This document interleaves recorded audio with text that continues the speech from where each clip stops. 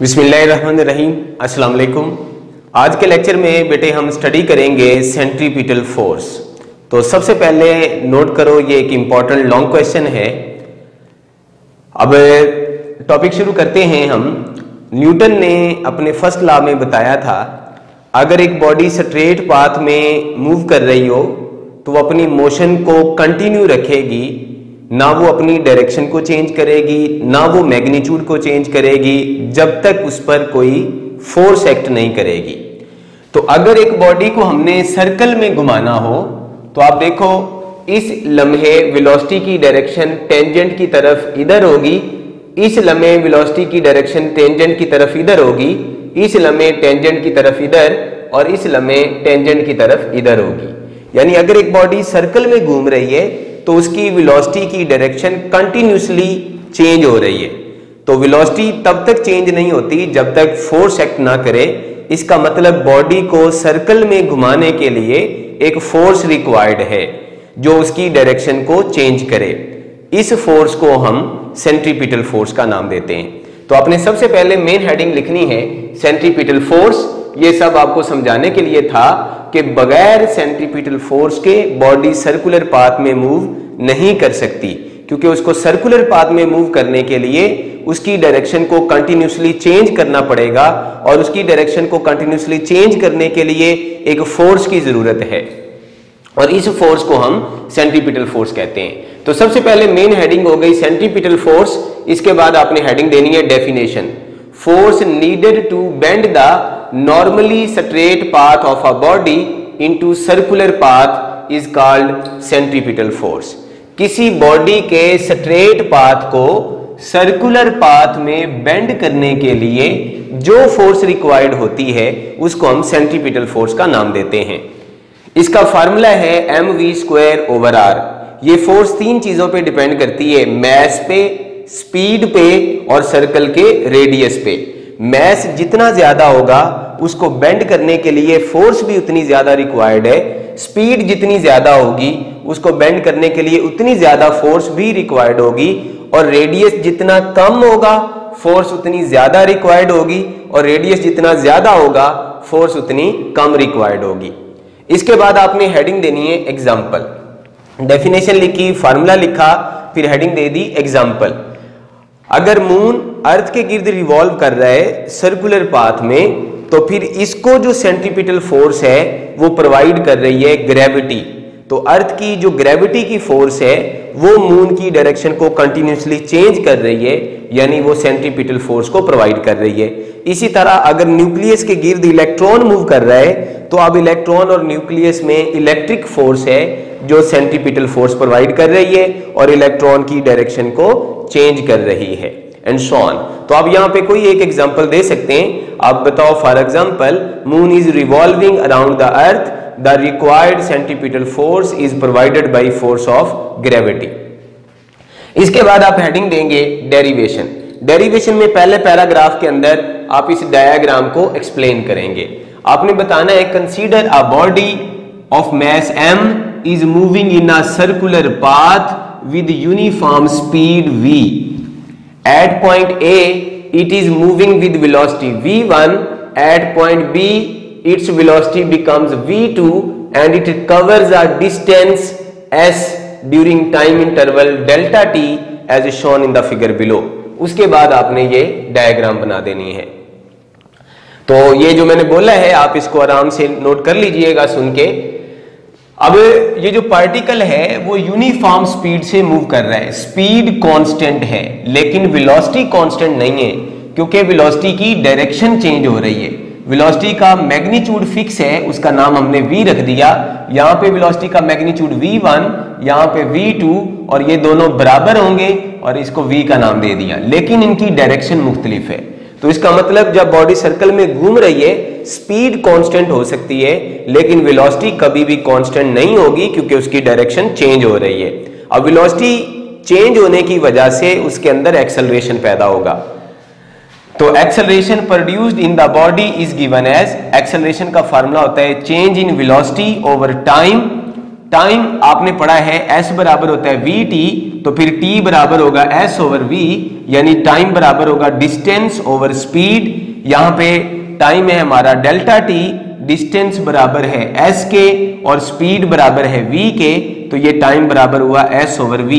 तो यहां पे आप डेल्टा t की जगह s ओवर v लिख देंगे, ये v ऊपर जाके मल्टीप्लाई हो जाएगा, तो आपके पास एक्सेलरेशन का फार्मूला बन गया v delta v over s। तो ये हमारे पास एक्सेलरेशन का फार्मूला आ गया। अब हमें वैल्यू चाहिए चेंज इन वेलोसिटी की। इसकी वैल्यू फाइंड करने के लिए आप फिर एक पैराग्राफ लिखेंगे। आपने बताना है now we draw a triangle PQR by joining the vector v1 and v2 as shown in the figure below. उसके बाद ये डायग्राम बना देनी है।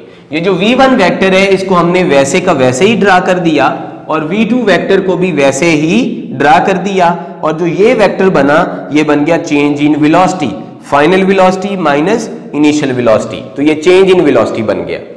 अब आप देखो ये वाली जो ट्राइंगल है AOB, ये वाली ट्राइंगल, इसमें ये दो साइड बराबर है, तो ये बन गई आइसोसेलेस ट्राइंगल। इसमें भी क्योंकि इन दोनों का मैग्नीट्यूड बराबर है तो ये दो साइड बराबर हो गई, तो ये भी बन गई आइसोसेलेस ट्राइंगल। इन दोनों में भी एंगल थीटा है, इन दोनों में भी एंगल थीटा है, तो दोनों आइसोसेलेस ट्राइंगल हैं और दोनों में एंगल भी सेम है, तो इसका मतलब ये दोनों ट्राइंगल सिमिलर है।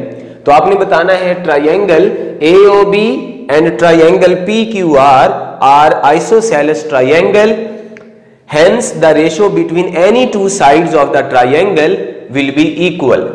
तो फिर ये क्योंकि दोनों ट्राइंगल सिमिलर हैं तो इसकी दो साइड में रेशो और इसकी दो साइड में रेशो बराबर आएगी। इधर एंगल के सामने कौन सी साइड है? डेल्टा V, और इधर एंगल के सामने कौन है? AB। इधर डेल्टा V लिख दिया, इधर AB लिख दिया। इधर एंगल के साथ कौन है? V1, V1 V के बराबर है तो V लिख दिया। इधर एंगल के साथ कौन है? R, तो इधर हमने R लिख दिया। तो इसका मतलब डेल्टा V ओवर V बराबर है AB ओवर R। अगर हमारा time interval delta t very small है और अप्रोचेस टू जीरो है तो फिर ये जो AB डिस्टेंस है ये इस आर्क लेंथ के बराबर हो जाएगा। मिसाल के तौर पे फर्ज करो ये वही सर्कल है और टाइम बहुत कम है, शॉर्ट है, तो ये डिस्टेंस है S, और अगर यहां से मैं सीधी लाइन ड्रा करूं तो वो डिस्टेंस है AB। तो आप देखो AB और S की वैल्यू तकरीबन सेम हो जाएगी, लेकिन शर्त है कि टाइम इंटरवल क्या होना चाहिए? Very small approaches to zero. तो फिर हम AB की जगह S लिख सकते हैं। तो यहां पे आपने AB की जगह S लिख दिया, ये जो V है ये इधर जाके मल्टीप्लाई हो जाएगा, तो डेल्टा V बन गया SV over R। Delta V की वैल्यू हमें चाहिए थी ताकि यहां पुट कर सकें, तो डेल्टा V हमने फाइंड कर लिया। अब ये जो डेल्टा V है इसको पुट कर दो इन इक्वेशन 2, तो आपके पास एक्सेलरेशन बना V over S, delta V की जगह बना SV ओवर R। S से कैंसिल हो गया तो V मिलके V स्क्वायर बन गया, तो एक्सेलरेशन का फार्मूला बन गया V स्क्वायर ओवर R। इसके बाद आपने फिर पैराग्राफ लिखना है जिसमें बताना है कि इस एक्सेलरेशन की direction centre of the circle की तरफ है। इसमें आपने क्या बताना है? आप देखो ये जो V1 वेक्टर है यानी ये OA पर परपेंडिकुलर है, और ये जो V2 वेक्टर है ये OB पर परपेंडिकुलर है, यानी इस ट्राइंगल की दो साइड इसकी दो साइड पर परपेंडिकुलर है, तो फिर इसकी तीसरी साइड पर परपेंडिकुलर होगी और इसकी डायरेक्शन सेंटर की तरफ होगी। अगर चेंज इन वेलोसिटी सेंटर की तरफ है तो इसका मतलब एक्सेलरेशन भी सेंटर की तरफ होगा। तो आपने लिखना ऐसे है, V1 is perpendicular to line OA and V2 is perpendicular to line OB, then delta V is also perpendicular to the line AB, hence it is directed towards the center of the circle and acceleration is also directed towards the center of the circle। जिस तरफ change in velocity होगी उसी तरफ acceleration होगा। इसके बाद आपने heading दे देनी है सेंट्रीपिटल एक्सेलरेशन।